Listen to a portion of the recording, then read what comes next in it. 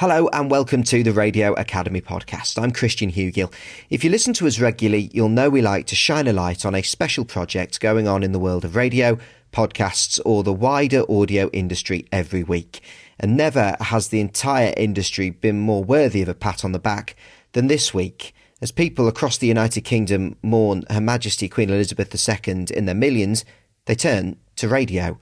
The most intimate, the most special of mediums, always capable of bringing warmth and companionship in times of not only great joy, but also in times of grief.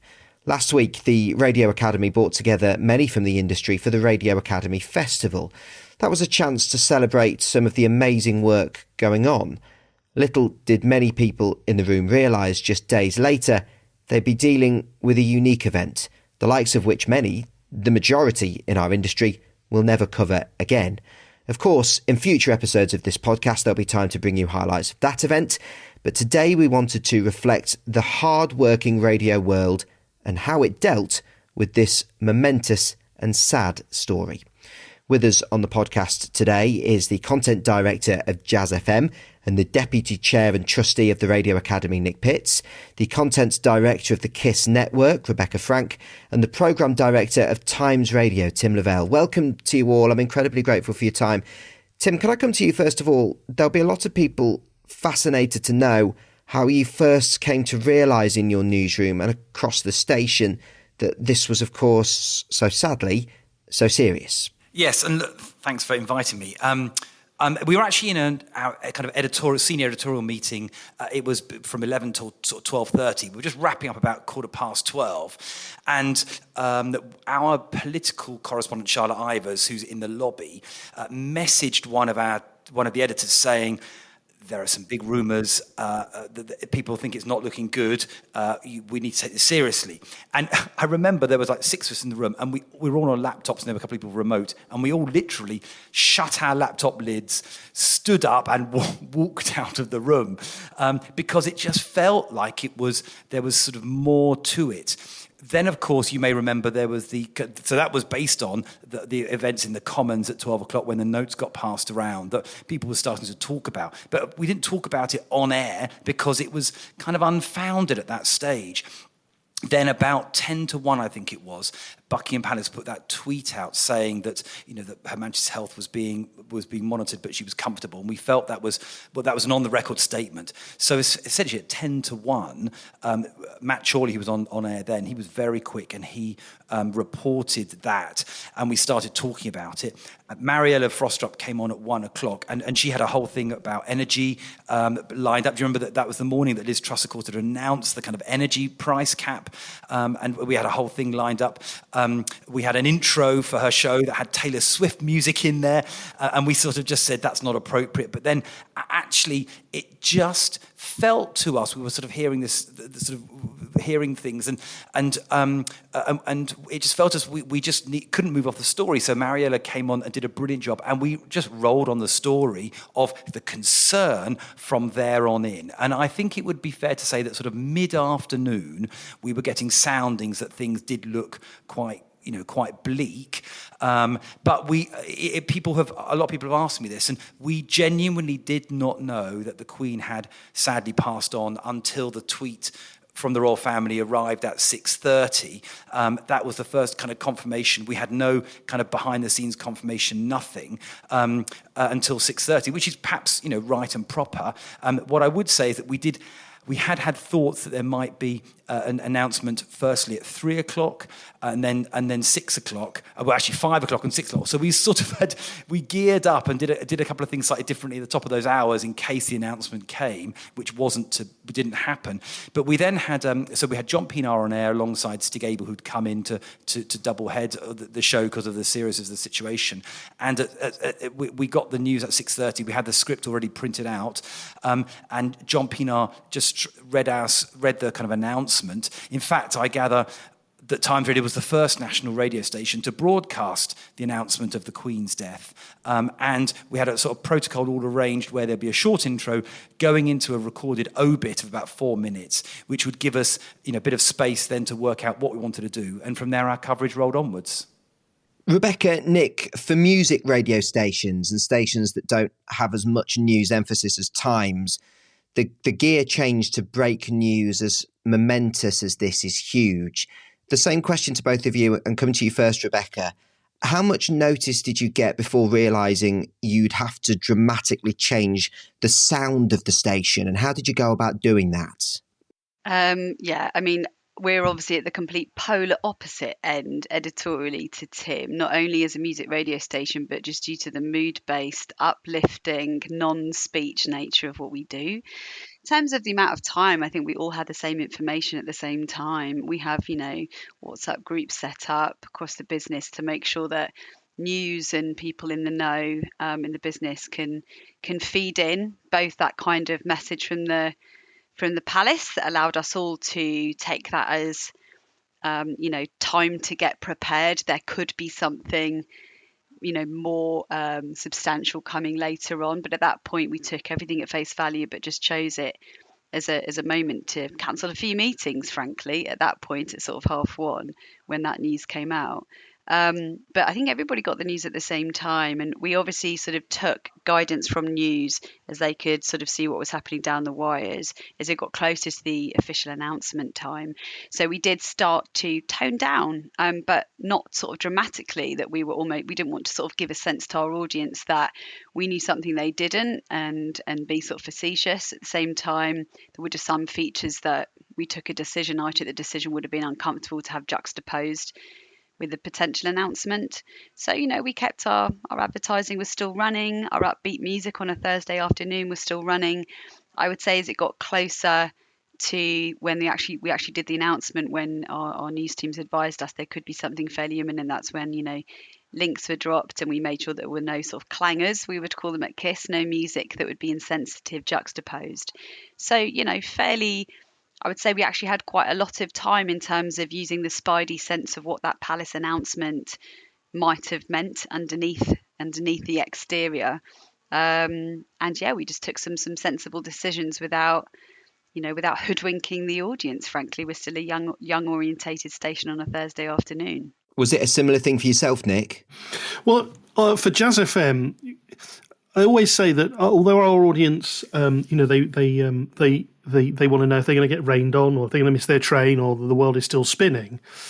Much about what we do is a lean-in experience. So it's about the music. So we sort of live in our own little bubble. And there was none so more an example of that on Thursday, in that it was our Jazz FM Awards nominations day. So we decided that would be the day where every hour, at the top of the hour, we would announce the nominees for a specific category.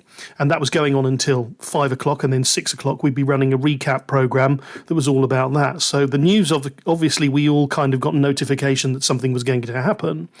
And I was like, okay, this is going to be quite an interesting one for us because, we're in our world. We're doing something that's really important to our listeners and to our community of musicians.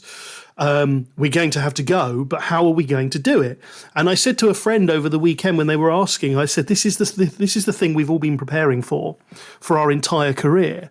And it's the most process-driven thing that you can have. There's a huge document in your radio station that you follow, but it's the first thing you throw away when it actually happens, because you cannot, any document will not understand what time of day it is, what your station's up to at that time. We were in automation. I was the only person still in the building at that point. So I literally drove our Obit from my desk using the systems that we have in place. So we could react quite quickly to it, and we made it work. But yeah, we kind of got notice of it, but we decided that across the day, our news bulletins reflected it, and we tweaked our music slightly and we referred to it on air.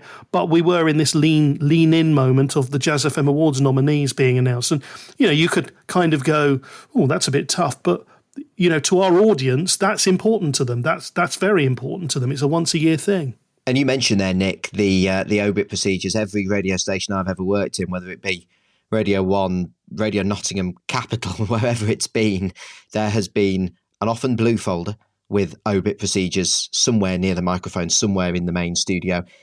Tim, explain to our audience how much training and preparation goes into a moment like this, and did it unfold as expected for yourselves at times? So I I've worked at the BBC for many years, and I started at the BBC in 1993, and I think I did my first ever Obit rehearsal in probably '95.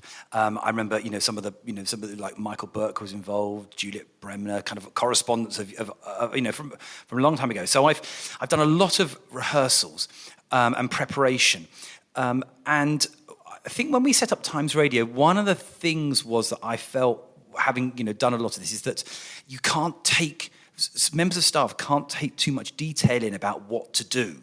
And the more complicated you make it, the less people absorb it. If it's a big, long folder, then it is kind of quite hard to do that. And I think actually the BBC had done that, had been simplifying it.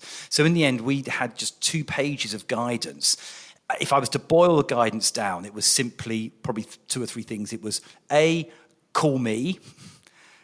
B, don't rush it. C, get smoothly to the first tape, and then we'll sort of work it from there. And in other words, the announcement moment was kind of everything that we had to get right. And actually, because this is what we do, I suppose, rolling news, we've got brilliant people and brilliant producers. And so I felt like you would just pick up what would happen. I mean, I think Nick's right that if it happened overnight, it's much more tricky. But so your guidance have to kind of prepare for that. But I always think with staff training, and generally, is that it has to be things that people can remember. And so we did have. What we actually had done is we'd recorded how we wanted it to sound and circulated it around the presenters, so they had a sense in their mind's eye, in their mind's ear, I suppose, what it would sound like. But we had this just 2 pages that we'd send around periodically. I've just looked back through my emails, Nick, and actually I must have got my timings wrong, because obviously we're on heightened alert, because I actually sent round the guidelines at 11 minutes past 11 on the Thursday morning, because we must have had some tip-off. But it just said in my email, I said, just sending round, as we do periodically, the procedure for significant deaths. Because I didn't want to raise alarm, because also people know, we'll know that there have been false alarms, there have been people who've tweeted things wrongly, and that's quite damaging to a radio brand and station. So you want people to, be aware, but not kind of artificially sort of worry about it. So I felt like the training has got to be that people would know that the simple things, what they need to do, and then know that we would sort of handle it on the day. And almost the final thing I would say is that we were fortunate, perhaps others as well, in that it was a Thursday, it was a regular working day. We're out of the summer holidays. We had all our main presenters on. We had all our kind of senior people actually in the building. It was quite fortunate, I suppose, that enabled us to do, I think, a very good job for our listeners, because it was a very regular day and a lot of people are around. So that actually helped, I think, us on last Thursday. And Rebecca, I've worked in a situation where the station is fundamentally an upbeat music brand, but I was working on the news coverage, and in some elements when major news was breaking, a lot of our role within news was just to calm everyone a little bit, particularly presenters who are younger and haven't necessarily had to deal with this sort of thing before, particularly coming from, as you say, an upbeat music radio background. Was that a similar thing for yourselves, Rebecca? How much preparation was there in there? And then did it sort of all happen as you'd expected it to when you were putting in these guidelines, these procedures for KISS? Yeah, you know what? I have to say, I mean, my background is largely BBC, where there are all kinds of procedures. We obviously have our Obit procedures and everyone's across it. I have to say that, there's often a stereotype, isn't there, of a station like KISS and the people that work there. Obviously, they're massively into TikTok. They do know their pop music. Some of them do go clubbing. But at the end of the day, I think that the kind of ability for the hive mind to assemble at any type of radio station is kind of irrespective of what the genre of content is that they're trying to do that around. So when it came to us all needing to get into focus mode, whether that's around our Kiss Haunted House Party event at Wembley, whether it's around a situation like this, I found that the team were just at their very best, as often teams are. This is where good teams become great, if that's not too facetious to say. But I felt very proud that it was irrespective of the stereotype that one might think because of the editorial that the station puts out.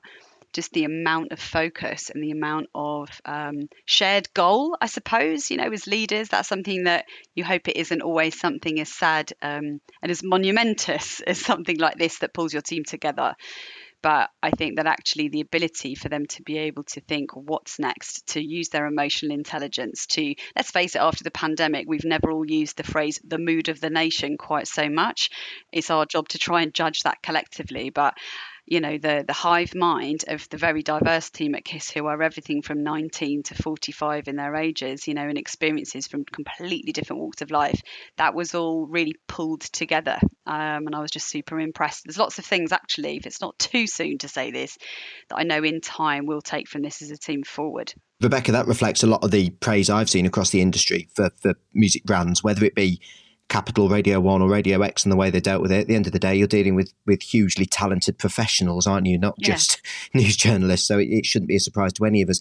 Nick, it sounds like your experience was possibly slightly more solo. You mentioned you were in automation. Was that the case for you when the sad event actually did happen?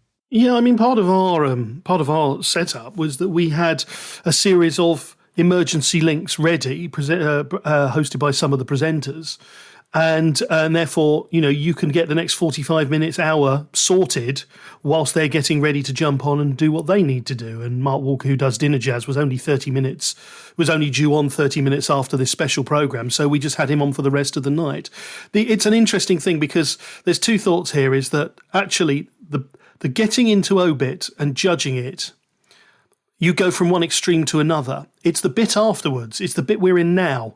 It's trying to judge it correctly from a music radio perspective now, as in what's too far, what's too little. It only takes one error to define your approach to it. And I know that Rebecca and I, we've met multiple times on days with all the content directors across the portfolio to just check that we share our knowledge, we share our understanding, we share our listener feedback, and we make sure we get that right. But one of the things that, it was a solo thing on the evening, and I'm quite chuffed with that. It's very, I was shaking at the time of doing it, I have to say. But then the next thing was, Jazz FM is in automation for the weekend. We have a lot of curator presenters on, and we had to make a very quick decision on what we were going to do there. Were we going to keep them on? Were we going to get them to re-record their programs? And actually, we have broadcasters who are our daytime presenters, and we have these curator presenters who are on at some of the weekend hours. And we had to make the decision that actually, for now, we need to carry on with our programming that we were setting up for Friday over the weekend and get the right voices on to help reflect it. That was a difficult decision to make because I didn't want people to feel that they weren't the right people for it, but I had to make the right decision. But it was a very interesting sitting in a dark office on Thursday night with a computer screen and a mouse going, this is the moment. And as I said, I was shaking when I did it. And the WhatsApp group that Rebecca spoke about earlier in front said, this is, done, done, done, go. And I was like, okay, better go. And then I thought, but what if I close my eyes and open them again? And that was total imagination. And which is ridiculous, isn't it? But that literally was what I was thinking. And that is why I literally opened my eyes and, yep, it is there. Off we go. No, Nick, that is not ridiculous. I can assure you there's been a few times as a newsreader when I've seen something written in front of me in recent years. I remember one particular headline, a quarter of the world's population's in lockdown, and you have to read it several times. Yeah. I am reading this, aren't I? So no, Nick, that makes perfect sense. Tim, I'll come back to you from a speech perspective in a second, but Rebecca, on that, after the immediate handling of the breaking news on Thursday evening, how did you make the decision to bring back presenters? I think it was really important for us, and I think for any radio station, not to disappear. There's a time to have, real trust in your presenters, the right presenters, to have the right reverence, and you can't sort of judge the mood of the nation sort of 2 tracks after you've just all heard this news. But I think it was just very simple from our point of view. We all know that the superpower of radio, whether it's speech or music, is that, we've got human beings that are there to provide that company as well as the mood of the music for listeners. So for us, it was a pretty easy decision to make sure that, we give it some space, whether it was 3 or 4 tracks before we had a presenter that came in and recapped what had happened, just in a very, somber and sober was the mood, even on KISS, for that sort of first couple of hours. So I found it quite an easy decision. I think it was really clear to all of us on our sort of group chats and our group calls that not disappearing was super important. It's absolutely our superpower in radio. So whilst you wouldn't expect a KISS presenter to be narrating everything inch by inch, we obviously then had the gift of our brilliant KISS newsreaders who have that familiar voice rather than somebody that our audience has never met before or sounds incongruous. So that combination of more news voices to give the kind of facts and figures, but also our presenters to sort of humanly respond. That's our superpower. So it wasn't a difficult decision to bring the presenters back, but obviously in a very different format and a different cadence from that immediate Thursday evening. Tim, how much of a challenge is it to fill airtime in a situation that can be at times, take for example across the day on Thursday when it became apparent that the Queen was unwell, or take the gap between, Her Majesty's death and her funeral? How difficult could it be to fill airtime in an environment that can be at times quite slow moving in speech radio and news radio? It can be quite difficult, but I suppose, it's interesting hearing Nick and Rebecca talk because they're moving effectively to almost a different sort of genre of content, or certainly done in a different way. But we're a news speech station, so we talk about what's going on in the world. And so our production team, brilliant production team, amazing producers, some really experienced, some less so. That's what they do, is they arrange guests to appear to talk about what's going on. And of course, we've got brilliant, we work really closely with the Times and Sunday Times. We've got some brilliant journalists there who came on and appeared regularly. So that was good. So I think it's sort of what we do.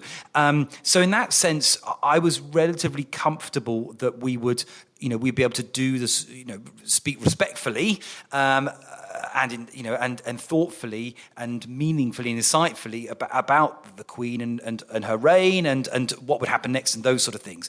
I think in some respects the challenge almost comes in that that it's quite a long period between her death and the funeral, and when you move away from talking about just the Queen. So actually what we did is, by sort of Saturday afternoon, we felt that we should bring in other stories. I mean, of course, there is a huge story continuing to happen in Ukraine.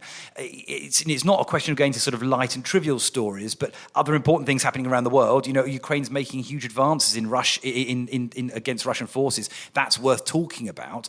And also, I think then from Monday, thinking about making sure as well we are talking about the new king and what his reign will bring, as well as actually what the events are happening, the coffin procession and those sort of things.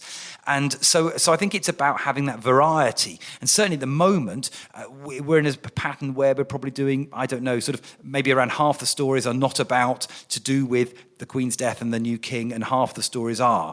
And we may be in that pattern, I suppose. And then, of course, when we get back to Monday with the funeral, then I expect that the whole of that day will be about that. But I think it's about making sure that, listeners want to know what else is going on in the world. And actually, I think if you look at the guidelines put out by the royal family about the period of mourning, they say, businesses should continue. They don't want everything to stop. Actually, there's been discussion, hasn't there, about sports facilities, and quite a lot of football fans have said we would have loved to go to the place we normally go, Jordan North's happy place, Turf Moor, and be with my friends and be with my friends and actually have a minute's silence to the Queen. So I think it's interesting, this dynamic between real life continuing, remembering the Queen, and having to report on that. But I suppose, to kind of going back to where you started on the question, actually Times Radio is geared up to be able to be flexible and respond to that. It's one of the kind of strengths of having effectively a 24-hour live news operation. Just finally, and I'll come to you first, Rebecca, is there anything in particular you'll take away from the events of the last week? Wow.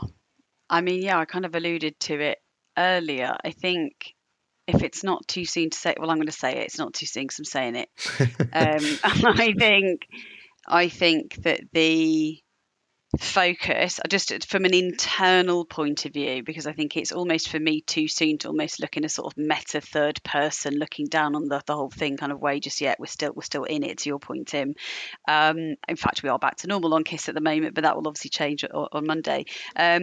I I do feel like there's something when you do manage, and you've alluded quite rightly, Christian, we do have on the whole, a younger team, on the whole, a less experienced set. Absolutely, Tim, we are not used to doing this amount of news and reflecting world events to this degree that aren't sort of completely everyday affecting, like a pandemic, for example, if that's also not too insensitive to say. And I think just the focus, the shared goal aspect, even though it's through sort of adversity to a certain extent, I think that is actually something that I'm already really thinking about. How obviously it's not about recreating what we've been through in the past sort of few days, but I think the mindset has been pretty inspiring, and that's not just people have gone above and beyond, because those have to be anomalies when you're sort of managing teams, but I just think that the kind of, the sheer focus, which when you work for a younger orientated brand, when you've got media landscapes changing, you've got incredibly different and varied media habits, you're balancing new platforms, all of this cacophony of sort of habit that I'm normally completely consumed with, the kind of the calm and the focus of it, I think has been really inspiring. So something that I'm definitely brewing a sort of excruciating pep talk to the team about in due course once we get through next week. I don't think it's too early to be inspired and proud of your team, Rebecca. I think that's a lovely thing you've said. Nick, how about you? 100% what Rebecca's saying there about inspired and just thankful for an amazing team. I mean, this is my fourth Obit procedure I've been through. I launched XFM. I was one of the launch team of XFM in 1997, the day after Diana died, and was working in broadcast at the time of the Queen Mother and most recently Prince Philip. And every time, the first thing we do is we go away and we look and we see what we've learned from it. And I think the one thing that I've come out of those each time is trust your instincts. We're all professionals, and trust your instincts, but also talk to your colleagues. That's one of the things that I've really, really benefited from, is that Rebecca and I will talk with the rest of the content directors and the wider news team twice daily. And Ben's part of that as well. Ben Cooper, our group content and music director. And the sharing of information has been phenomenal, and it's really, really helped just gauge it and then trust the instinct. So that's the one thing I'd say. But, you can't do this without an amazing team. And I think we all sometimes forget that. I often use a phrase of I don't think there's this passion that we all have in our world as there is in a toothpaste factory in putting on the lids of the toothpaste tubes. We all do this. Yes, we do it for a job, but everyone working in this has a passion that goes beyond whatever I've seen before. And I think we can forget that sometimes. And it's on these occasions we see that passion come through. And I know, if I'm talking on behalf of Rebecca and Tim, hope you don't mind, we have amazing teams and we mustn't forget that. And if I can just come in on the back of that, Christian, just to say that I think actually, it's sort of, I don't want to sound trite, but it's actually very helpful when the radio industry as a whole works together, because there's things like, the things we have to grapple with, like when do we bring back jingles and trails, but also advertising and sponsorship and promotion, those sort of things in the commercial radio sector. And actually, it's been useful. I think our commercial team have been liaising with colleagues in other radio groups, and it's been helpful to kind of get a sense of how they feel, what's right, so that we judge, as we said, sort of judge the public mood, judge the mood of listeners. So we do it respectfully, but also right. And that's been, I think, helpful when we've been able to kind of share knowledge. Yeah, Tim, can I just quickly second that? I won't drop any names, but there were some WhatsApps between myself and people in similar roles, similar stations across the past few days, and it was invaluable. And I think the kind of the sort of intimacy of our industry, can definitely kind of learn something from that camaraderie. So completely agreed, Tim. We always try on the more regular editions of the Radio Academy podcast to sort of draw some things to learn on at the end. And I think we've really done that very nicely there. Of course, we've been brought together in such sad circumstances, but I've enjoyed speaking to the three of you so much this afternoon. I really, really am grateful. Content Director of Jazz FM and the Deputy Chair and Trustee of the Radio Academy, Nick Pitts, Content Director of the KISS Network, Rebecca Frank, and Programme Director of Times Radio, Tim Levell. Thank you all so much for joining us on this week's Radio Academy podcast. As I say, we really are grateful. I'm Christian Hugill. Thank you so much for listening. Bye-bye.